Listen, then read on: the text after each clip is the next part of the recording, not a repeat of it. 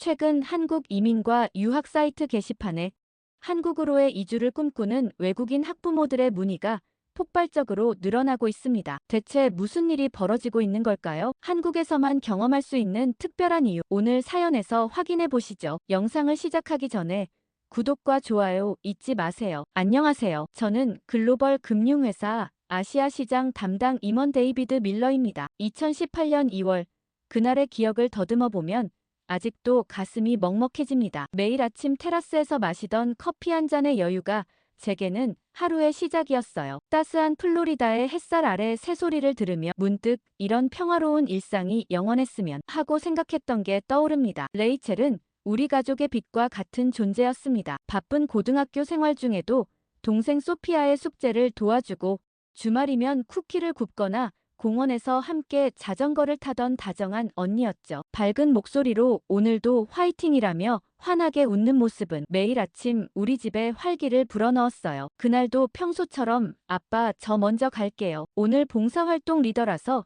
일찍 가봐야 해요.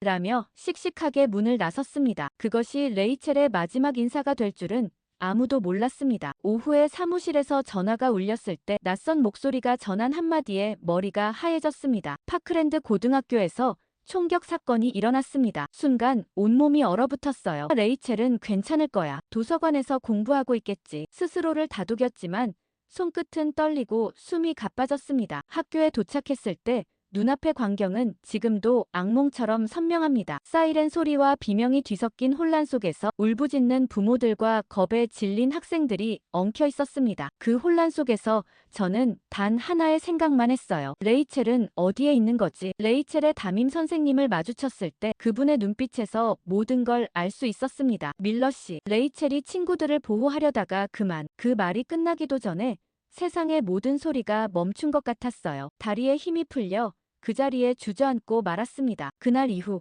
우리 가족은 완전히 달라졌습니다. 소피아는 특히 심각했어요. 교실에서 의자가 긁히는 소리만 들려도 온몸을 떨었고 창밖으로 경찰차가 지나가기만 해도 공포에 질려 숨기 시작했습니다. 상담 선생님과 전문의를 찾아갔지만 소피아의 눈빛은 점점 더 불안해져 갔어요. 아내는 겉으로는 강한 척했지만 밤마다 레이첼의 방 앞에서 흐느끼는 소리가 들렸습니다. 아침이면 떨리는 손으로 소피아의 도시락을 준비하며 오늘은 좋은 하루가 될 거야 라고 중얼거렸지만 그 말조차 희미해져 갔습니다. 그러던 어느 날 제가 있던 사무실 근처 식당에서 갑작스러운 총성이 들려왔습니다. 그 순간 레이첼을 잃었던 날의 모든 기억이 밀려왔어요. 테이블 밑으로 몸을 숨긴 채 떨리는 손으로 귀를 막았지만 머릿속에서는 레이첼의 마지막 모습이 계속 떠올랐습니다. 1시간쯤 지나 휴대폰을 확인했을 때 아내의 부재중 전화가 수십 통 쌓여 있었습니다. SNS와 뉴스를 통해 사건 소식을 접한 아내는 떨리는 목소리로 전화를 걸어왔어요. 집에 돌아왔을 때 아내는 현관문 앞에서 창백한 얼굴로 서 있었습니다. 저를 보자마자 달려와 안으며 울음을 터뜨렸어요. 데이비드, 이대로는 안 돼요. 소피아가 매일 악몽에 시달리고 나도 더는 못 버티겠어요. 레이첼을 잃은 것만으로도 충분해요. 제발 여길 떠나요. 그날 밤 떨리는 아내의 어깨를 안으며 저는 마침내 결심했습니다. 더는 사랑하는 가족을 이런 공포 속에 둘 수 없었습니다. 우리는 이곳을 떠나야만 했습니다. 회사로 돌아와 컴퓨터 화면을 열었어요. 가족과 함께 살 수 있는 안전한 나라를 찾아보던 중 일본이 눈에 들어왔습니다. 세계에서 가장 낮은 총기 범죄율과 질서 정연한 사회. 화면 속 통계 수치들이 불안한 마음을 잠시나마 가라앉혔죠. 일본은 더 이상 가족이 위험 속에 살아갈 필요가 없는 곳처럼 보였습니다. 퇴근 후 아내와 소피아에게 일본에 대해 이야기했어요. 아내는 처음에는 당황한 기색이었지만 일본의 안전한 환경과 치안에 대한 설명을 듣고는 묵묵히 고개를 끄덕였죠. 소피아는 더 이상 총소리를 들을 필요가 없다는 말에 안도한 듯 했어요. 이건 우리 모두에게 필요한 변화였습니다. 저는 회사에 일본 지사 발령을 자청했어요. 글로벌 금융시장 담당 임원이었던 제게 새로운 기회가 주어졌고 우리는 새로운 시작을 준비하기로 했습니다. 도쿄 근교의 조용한 주택가에 집을 구하고 소피아의 전학 수속을 밟으면서 가슴이 설렜죠. 특히 도쿄 국제학교의 안전한 환경과 다양한 문화 교육 프로그램은 소피아에게 딱 맞는 곳 같았어요. 여긴 다를 거야. 우리 모두 다시 행복해질 거야. 스스로를 다독이며 새로운 삶을 상상했습니다. 이삿짐을 정리하던 중 레이첼의 방 앞에 멈춰 섰을 때 현실의 무게가 온몸을 짓누르는 듯 했어요. 아내는 레이첼의 물건들을 손에 들고 한참 동안 멍하니 서 있었습니다. 중요한 물건 몇 개만 챙긴 뒤 그녀는 조용히 물었죠. 이걸 두고 가도 될까? 레이첼이 서운해하지 않을까요? 그 질문에 저는 아무 말도 할 수 없었어요. 마음 한편이 무거워진 채 이삿짐 정리를 마치고 우리는 새로운 시작을 꿈꾸며 도쿄로 향했습니다. 도쿄에 도착한 첫 몇 주는 정말 좋았습니다. 깔끔하게 정돈된 거리, 공손한 사람들, 그리고 무엇보다 총기 사고 소식이 전혀 들리지 않는 일상이 너무나 안전하게 느껴졌어요. 매일 밤 소피아가 편안하게 잠드는 모습을 보며 드디어 우리도 다시 시작할 수 있겠구나 하는 희망이 생겼죠. 하지만 그런 평화로운 시간도 잠시였어요. 새로운 환경에 적응하는 건 생각보다 훨씬 어려웠습니다. 소피아는 학교에서 점점 외톨이가 되어갔죠. 국제학교라는 이름이었지만 대부분의 학생들은 이미 일본에서 자란 다문화 가정 아이들이었어요. 소피아가 미국에서는 이렇게 했어요라고 말할 때마다 친구들의 차가운 시선을 느끼며 움츠러드는 모습이 안타까웠습니다. 점심시간이면 소피아는 혼자 책상에 앉아 있었어요. 친구들은 왜 점심을 그렇게 먹어? 미국에서는 다 그런 거야? 라며 무심코 던지는 말에 그녀는 더욱 위축되었죠. 방과 후에도 친구들과 어울리지 못하고 매일 눈물이 그렁그렁한 채로 집에 돌아왔습니다. 아내도 점점 힘들어했어요. 플로리다에서처럼 이웃들과 친해지려 쿠키를 구워 찾아갔지만 돌아온 건 형식적인 인사와 굳게 닫힌 문뿐이었습니다. 그날 이후 아내는 창가에 앉아 하염없이 창밖만 바라보곤 했죠. 저는 바쁜 업무에 파묻혀 지냈습니다. 새로운 환경과 업무 방식에 적응하느라 매일 밤늦게까지 회사에 남았어요. 귀가할 때면 이미 아내와 소피아는 잠들어 있었고 주말에도 이메일과 보고서 속에 파묻혀 가족과 시간을 보내지 못했죠. 한 달, 두 달이 지나면서 균열은 점점 더 커져갔습니다. 소피아는 학교에서 자주 울음을 터뜨렸고 매일 방과 후면 혼자 책가방을 끌며 터벅터벅 걸어오는 모습이 안쓰러웠어요. 아내는 무기력해져서 저와 눈도 마주치지 않으려 했죠. 이곳은 분명 안전했지만 우리 가족은 또 다른 형태의 고립 속으로 빠져들고 있었습니다. 소피아의 상태는 날이 갈수록 나빠졌습니다. 밤마다 악몽에 시달렸고 아침이면 배가 아파요, 머리가 아파요라며 학교에 가지 않으려 했습니다. 한 번은 교문 앞에서 갑자기 공황 발작을 일으켜 응급실에 가야 했어요. 소피아의 손을 꼭 잡고 병원으로 향하는 동안 저는 속으로 계속 자책했습니다. 내가 이런 환경으로 딸을 데리고 온 게 맞는 일이었을까? 매일 밤 소피아의 방에서는 훌쩍이는 소리가 들렸습니다. 아빠, 나 여기 있기 싫어요. 애들이 나만 이상하대요. 이불을 꽉 움켜쥔 채 떨리는 목소리로 말하는 딸의 모습을 보며 저는 더는 견딜 수 없었습니다. 레이첼을 잃은 후 겨우 회복하려던 소피아가 이곳에서 또다시 무너져가고 있었습니다. 한 달이 지나도 상황은 조금도 나아지지 않았습니다. 그뿐만 아니라 매일 아침 출근하면서 창백한 얼굴로 다녀오세요라고 작게 속삭이는 아내의 모습이 또한 가슴을 아프게 했습니다. 소피아는 여전히 학교에 가기 싫다며 아침마다 울었고 저는 그저 바쁜 업무에 파묻혀 도망치듯 살았습니다. 사무실에서도 집중이 되지 않았죠. 컴퓨터 화면을 바라보며 끝없이 이어지는 회의와 보고서 작성 중에도 머릿속에서는 소피아의 울음소리가 맴돌았습니다. 이곳이 정말 우리 가족이 있어야 할 곳인가? 그런 생각이 떠나질 않았어요. 그러던 중 아시아 지역 금융전략회의 참석차 한국으로 출장을 가게 되었습니다. 솔직히 말하면 일본을 잠시라도 벗어날 수 있다는 사실이 반가웠습니다. 인천공항에 도착한 건 밤 10시가 넘어서였습니다. 일본이라면 이 시간의 거리는 완전히 조용했겠죠. 무거운 마음만큼이나 무거운 캐리어를 끌고 택시 승강장으로 향하는데 문득 경쾌한 웃음소리가 들렸습니다. 고등학생으로 보이는 아이들이 삼삼오오 모여 이야기를 나누며 공항 로비를 지나가고 있었어요. 놀랍게도 아이들의 표정에는 그 늦은 시간에도 불구하고 전혀 불안감이 없었습니다. 서울 시내로 향하는 길은 또 다른 충격의 연속이었습니다. 밤늦은 시간임에도 거리는 활기가 넘쳤죠. 학원을 마치고 친구들과 담소를 나누며 걸어가는 학생들. 퇴근 후 술 한잔하러 가는 회사원들, 늦은 저녁을 먹으러 가는 가족들까지 도시 전체가 살아 숨쉬는 듯 했습니다. 특히 놀라웠던 건 이 늦은 시간에도 거리가 전혀 위험해 보이지 않는다는 점이었어요. 다음 날 아침, 한국지사에서의 첫 미팅이 시작되었습니다. 긴장한 채로 회의실에 들어섰는데 예상과 달리 따뜻한 미소와 함께 어서 오세요, 밀러 씨라는 인사가 저를 반겼습니다. 일본에서처럼 딱딱한 형식이나 불필요한 절차는 없었어요. 대신 서로의 의견을 자유롭게 나누고 존중하는 분위기 속에서 회의가 진행되었습니다. 점심시간이 되자 동료들이 자연스럽게 저를 식사에 초대했습니다. 한 테이블에 둘러앉아 담소를 나누다가 팀장님이 물었습니다. 밀러 씨, 가족들은 일본 생활에 잘 적응하고 계신가요? 그 순간 목구멍이 메었습니다. 한동안 아무에게도 털어놓지 못했던 이야기가 물밀듯 쏟아져 나왔어요. 일본에서 느끼는 고립감, 소피아의 학교 생활 문제, 점점 생기를 잃어가는 아내의 모습까지. 이야기를 마치자 잠시 침묵이 흘렀습니다. 한국은 많이 다를 거예요. 한 동료가 조심스럽게 말을 꺼냈습니다. 우리 아파트만 해도 외국인 가족이 여러 살고 있는데 다들 이웃들과 잘 어울리며 지내세요. 아이들도 학교 생활을 즐기는 것 같고요. 다른 동료도 거들었습니다. 제 아이가 다니는 학교에는 다문화 가정 학생들을 위한 특별 프로그램도 있어요. 선생님들도 아이들의 문화적 배경을 이해하고 배려하려 많이 노력하시죠. 그날 오후, 저는 근처 국제학교를 방문했습니다. 교문을 들어서는 순간 활기찬 학생들의 웃음소리가 귓가를 채웠어요. 운동장에서는 다양한 국적의 아이들이 함께 농구를 하고 있었고, 교실에서는 영어와 한국어가 자연스럽게 섞여 들렸습니다. 교감 선생님의 안내로 학교를 둘러보는 동안 자꾸만 소피아의 모습이 떠올랐습니다. 일본 학교에서 늘 구석에 숨어있던 소피아가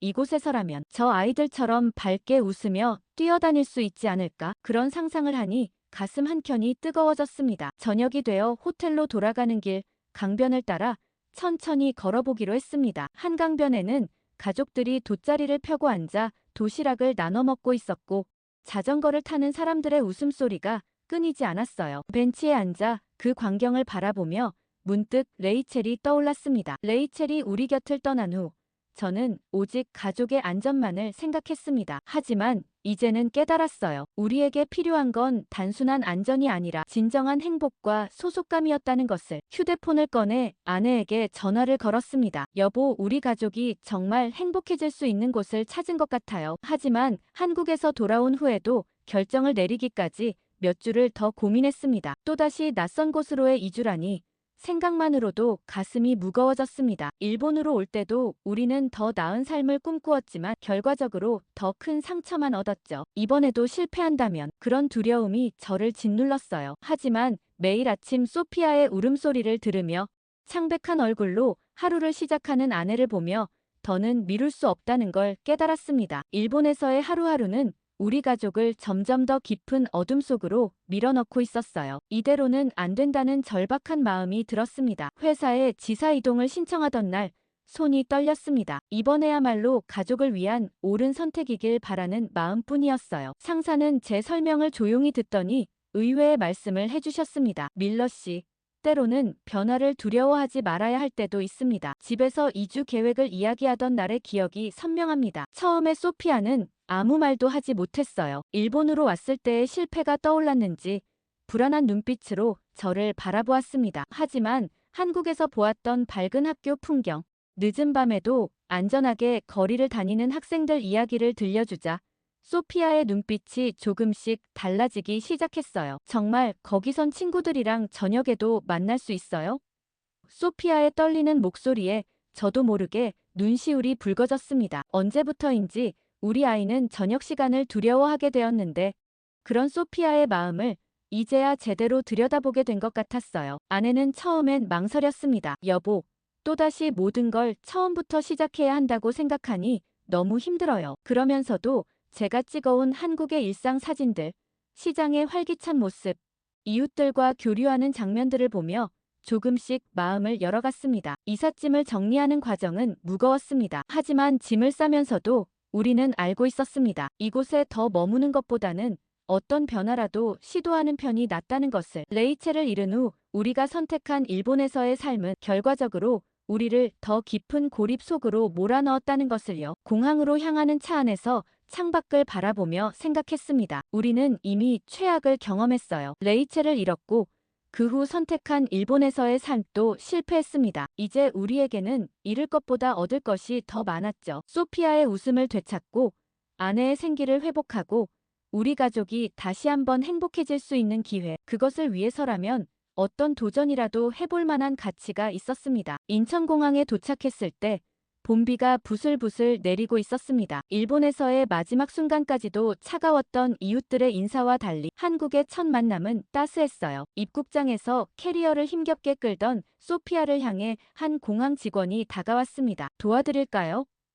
그 따뜻한 미소에 소피아가 수줍게 웃었을 때 저는 믿음이 생겼습니다. 이번에는 다를 거라는. 새로운 아파트로 향하는 택시 안에서 아내가 제 손을 꼭 잡았습니다. 여보, 우리 이번에는 꼭. 말을 끝맺지 못했지만 저는 아내의 마음을 알 수 있었어요. 이번에야말로 우리 가족이 진정한 치유와 행복을 찾기를, 그리고 레이첼이 우리를 지켜보며 미소 짓기를 바라는 마음이었습니다. 첫 한 달은 여전히 불안했습니다. 새벽마다 소피아의 악몽에 시달리는 소리가 들렸고 아내도 긴장한 모습이었습니다. 서울국제학교는 다양한 국적의 학생들이 있어 좋을 거라 기대했지만 처음에는 그곳에서도 소피아가 적응하기 쉽지 않았어요. 첫날 소피아는 구석에서 혼자 점심을 먹었습니다. 수업 시간에는 괜찮았지만 쉬는 시간이면 아이들이 3, 3, 5 모여 이야기를 나누는 동안 혼자 책을 보곤 했죠. 일본에서의 기억이 떠올라 더욱 움츠러들었을 거예요. 하지만 작은 변화는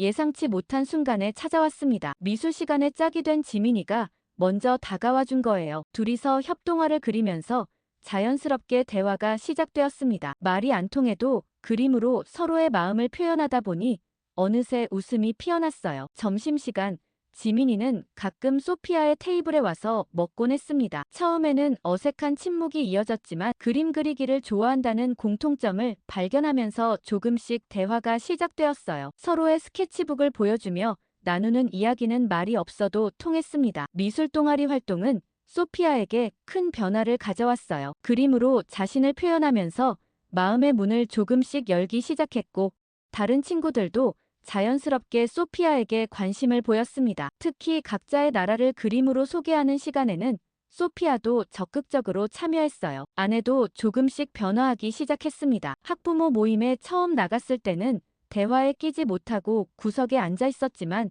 시간이 지나면서 미술 동아리 학부모들과 자연스럽게 어울리게 되었어요. 비슷한 처지의 다른 외국인 학부모들도 만나면서 위안을 얻은 것 같았습니다. 주말에는 지민이네 가족과 가끔 한강공원에서 만나기도 했어요. 처음에는 어색했지만 아이들이 자전거를 타며 놀다 보니 어른들도 자연스럽게 대화를 나누게 되었습니다. 서툰 말과 몸짓으로도 통하는 게 있다는 걸 알게 되었어요. 문화 차이로 인한 어려움도 있었습니다. 급식 시간에 처음 접하는 한국 음식에 소피아가 당황하기도 했고 체육대회 때는 낯선 운동회 문화에 적응하느라 힘들어했어요. 하지만 친구들이 하나둘 설명해주고 도와주면서 그런 순간들도 즐거운 경험으로 바뀌어 갔습니다. 어느 날 저녁 소피아가 조용히 제 방을 노크했습니다. 아빠, 제가 일기를 썼어요. 일기장에는 솔직한 이야기가 담겨 있었어요. 처음에는 모든 게 무서웠지만 이제는 달라요. 지민이랑 다른 친구들이 천천히 기다려주고 제가 실수해도 괜찮다고 해줘요. 레이첼 언니도 분명 저를 응원할 거예요. 그날 밤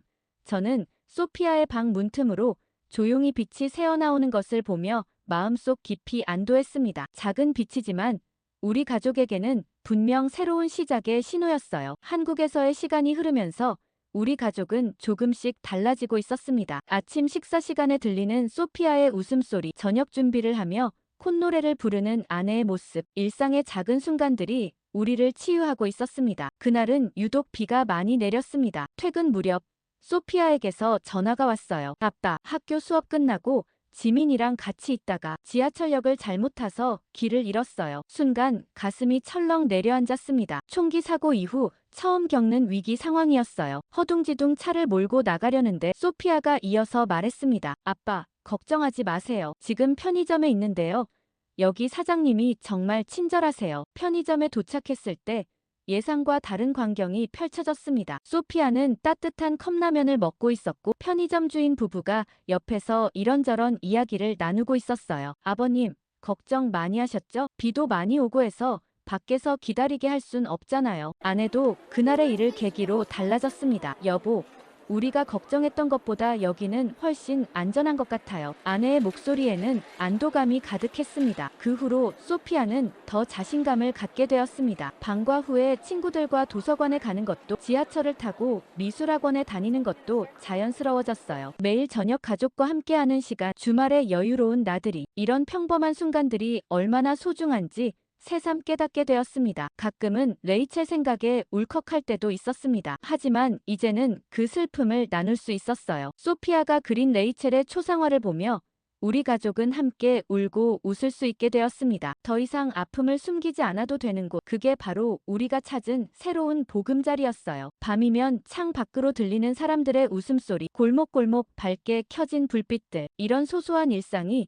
우리 가족을 조금씩 치유하고 있었습니다. 일본에서 느꼈던 고립감은 이제 희미한 기억이 되어가고 있었어요. 얼마 전 아내는 미국 학부모 온라인 커뮤니티에 우리의 이야기를 올렸어요. 플로리다에서의 총기 사고, 일본에서의 고립감, 그리고 한국에서 찾은 새로운 희망까지. 글이 올라가자 수많은 반응이 쏟아졌습니다. 저도 항상 아이들 등하교가 불안했어요. 일본을 고민했었는데 한국은 어떤가요? 구체적인 이주 과정이 궁금해요. 특히 많은 관심을 받은 건 한국의 안전한 교육 환경이었어요. 아내는 매일 밤 들어오는 메시지에 답장을 보내느라 바빴습니다. 여기는 늦은 밤에도 아이들이 안전하게 다닐 수 있어요. 지하철이나 버스에서도 전혀 불안하지 않죠. 무엇보다 사람들이 서로를 배려하고 도와주는 문화가 놀라워요. 아내의 블로그에는 이제 매주 수십 통의 문의가 들어옵니다. 한국에서의 학교 생활, 치안, 의료시설, 교통편 등 구체적인 정보를 묻는 분들이 늘어나고 있어요. 오늘도 아침이 밝았습니다. 창밖으로 등교하는 아이들의 웃음소리가 들려요. 한강변에는 벚꽃이 흩날리고 거리는 활기로 가득합니다. 소피아는 이제 친구들과 함께 미래를 꿈꾸고 아내는 새로운 관계 속에서 활기를 되찾았습니다. 저 역시 가족과 함께하는 시간이 얼마나 소중한지 알게 되었어요. 하늘에서 레이첼이 우리를 지켜보고 있을 거예요. 더 이상 두렵지 않은 환경에서 서로를 믿고 의지하며 살아가는 우리 가족의 모습을요. 새로운 곳에서 더 단단하고 따뜻한 가족으로 다시 시작할 수 있었으니까요. 오늘 사연 어떠셨나요? 한국에서 새 희망을 찾은 데이비드 밀러 씨의 앞으로의 생활도 응원드립니다. 함께 해주셔서 감사합니다. 여러분들의 구독과 좋아요, 알림 설정은 영상 제작에 큰 힘이 됩니다. 다음 시간에 다시 만나요.